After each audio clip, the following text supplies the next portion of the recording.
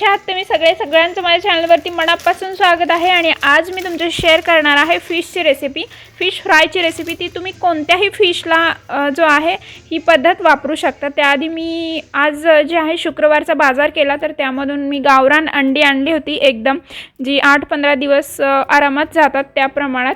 आणि मनवाला अंडी खूप आवडतात, फिश असेल तर फिश बरोबर मनवाला अंडही एक उकडून लागतंच। आणि त्याबरोबर मी ही सगळी अंडी आता आधी ठेवून देते। आणि आज मी आणलेलं आहे सुरमई, तर सुरमई फ्रायची रेसिपी मी तुमच्याशी आज शेअर करणार आहे।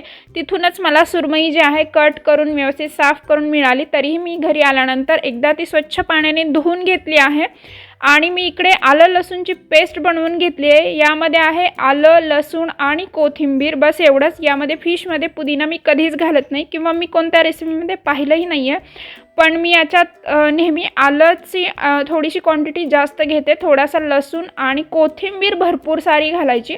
तर ती पेस्ट मी बनवून घेतली आहे। आणि फिशला थोडंसं धुतल्यानंतर पाणी असतं, तर ते अगदी पीसेस बाजूला काढून असे ताटात मांडून घ्यायचे। आजची रेसिपी मी थोडी वेगळी शेअर करते, तुम्ही आधीची पाहिलीच असेल तर ती थोडी याच्यापेक्षा वेगळी आहे। ऑलमोस्ट मसाले सेम असतात, पण त्याला वरून जे आपण मॅरिनेशन लावतो त्यात थोडासा फरक आहे। तर असं ताटात मी सगळे पीसेस व्यवस्थित मांडून घेतलेत। आणि आज मी मसाला जो वापरणार आहे तो आहे मालवणी मसाला। आम्ही कोकणात गेलो होतो, तर त्याचे व्हिडिओज मी माझ्या दुसऱ्या चॅनलवरती टाकले आहेत आणि तिकडून हा मसाला आणला आहे, तो मी आज यूज करणार आहे। म्हणजे अगदी तशीच टेस्ट येईल। जर तुमच्याकडे नसेल तर तुम्ही मिक्स मसाला जो आपण काळा मसाला वापरतो तो आणि लाल तिखट हे दोन्ही मिक्स करून जे आहे वापरू शकता। धणे पावडर वापरू शकता जर तुम्ही लाल तिखटात धणे पावडर वापरत नसाल तर। रेसिपीकडे वळूयात। इथे मी लिंबू घेतलेला आहे, अगोदर मी लिंबू पिळून घेणार आहे याच्यावरती, त्यानंतर मीठ लावून घेणार आहे आणि आलं लसूणची पेस्ट जी आहे ती लावून घेणार आहे। नेहमी मी एका भांड्यामध्ये फिशचे पीसेस सगळे एकत्र घेऊन सगळं एकत्र मिक्स करते, त्यामुळे काय होतं पाणी सुटतं माशाला। तर माशाला अगदी पाणी सुटू नये आणि अगदी कुरकुरीत मस्त असे आपले तळलेले मासे तयार व्हावेत, त्यासाठी मी आज ही रेसिपी तुमच्याशी शेअर करत आहे। अशा पद्धतीने करून बघा। तर लिंबू मीठ लावल्यानंतर अशा पद्धतीने मी भरपूर सारी आलं लसूण कोथिंबीरची पेस्ट याच्यावरती लावून घेणार आहे। आणि खूप जास्त प्रेस करायची किंवा खूप जास्त हे करण्याची काही गरज नसते।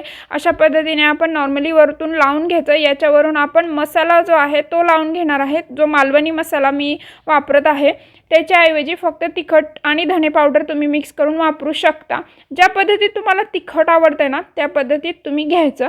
तर हे मी एका वाटीत काढून घेते अगोदर, कारण की आपण हाताने लावतोय तर मसाले नेहमी थोडेसे बाजूला काढून घ्यावेत, कधीच त्याला ओल लागता कामा नये, नाहीतर सगळी टेस्ट पण जाते आणि खराब होतात ओले झाले मसाले की। तर हे बघा अशा पद्धतीने मी लावून घेते। आणि हा मसाला खूप जास्त तिखट आहे, तर याच्यावरती मी इन्ग्रेडियंट पाहिले, याच्यामध्ये लाल तिखट, धणे, मीठ, हळद एवढे 4च इन्ग्रेडियंट लिहिलेले आहेत। तरी देखील त्यांच्या तिखटाला वेगळी चव असते म्हणून मी तिकडून आणलं, पण हे मसाले आपण घरीही तयार करू शकतो।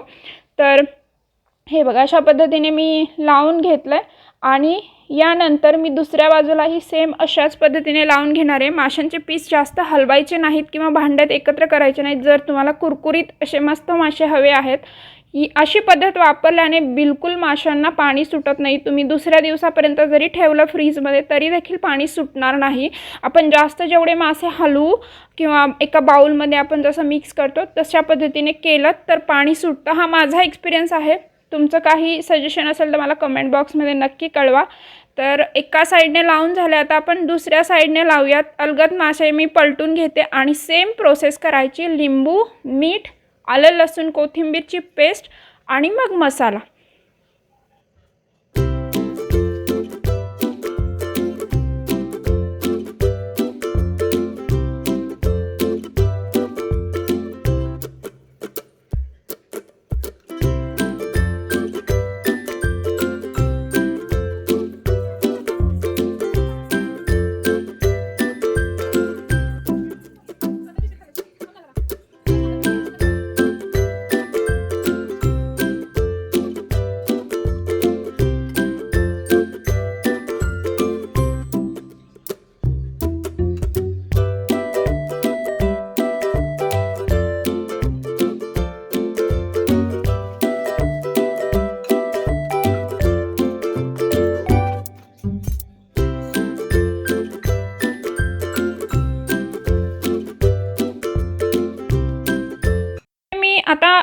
मासे जे मॅरिनेशन केलेत आपण साईडला ठेवलं आहे.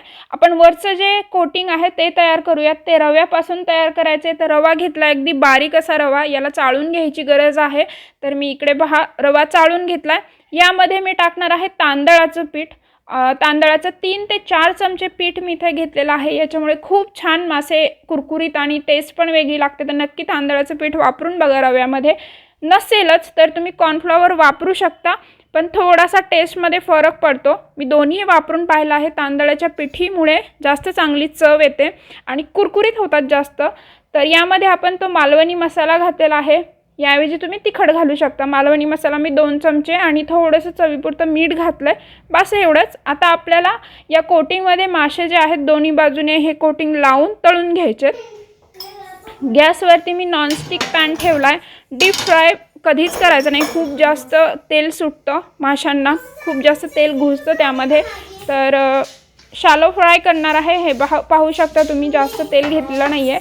आणि मासे तळताना नॉर्मली लोखंडी तवा घेतात, पण माझ्याकडे नाही आहे. सो मी आता हा वापरते नॉनस्टिक. आणि नॉनस्टिक याकरता वापरते आहे की बऱ्याच वेळा मासे खाली लागतात, चिकटतात. त्यामुळे मी नॉनस्टिकचा तवा वापरते आहे, जो आपण डोशाला वगैरे वापरतो तो. तर हे बघा अशा पद्धतीने बघा दोन्ही साईडला आपण लावून घेतले, पण मसाला अजिबात ताटाला लागलेला नाही आहे. कारण की माशाला अजिबात आपण पाणी ठेवलेलं नव्हतं आणि अगदी हलवलंही नव्हतं. अगदी हलक्या हाताने सगळं साहित्य लावून घेतलं आहे. त्यामुळे अजिबात याला पाणी सुटलेलं नाही आहे आणि मसालाही व्यवस्थित लागलेला आहे.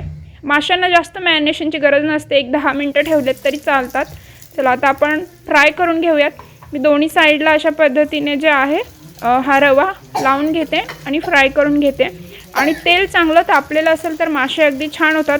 फ्रेश मासे हे अगदी 5 मिनटात तयार होतात. मासे शिजायला जास्त वेळ लागत नाही. तर एका बाजूने लाल झाले की आपण दुसऱ्या बाजूने पलटून जे आहे फ्राय करून घ्यायचे आणि काढून घ्यायचे. याच्यासोबत तुम्हाला आवडतं ते सॅलड किंवा पुदिन्याची चटणी छान लागते.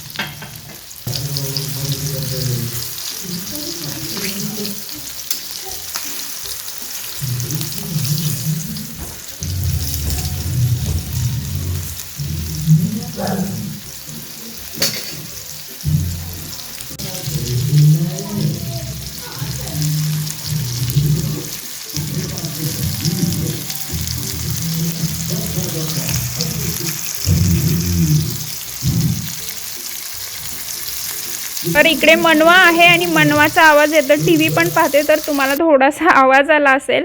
तर हे बघा मासे अगदी तयार आहेत मस्त असे. आय होप तुम्हाला आवडली असेल आजची रेसिपी. आवडली असेल तर लाईक जरूर करा. आणि किती मस्त असे कुरकुरीत जे आहेत फ्राय आपले तयार झालं आहे सुरमई. हीच रेसिपी तुम्ही कोणत्याही माशाला वापरू शकता. सो आय होप तुम्हाला आवडलं असेल तर लाईक करायचं. भेटूयात नवीन व्हिडिओसोबत. पर्यंत बाय बाय.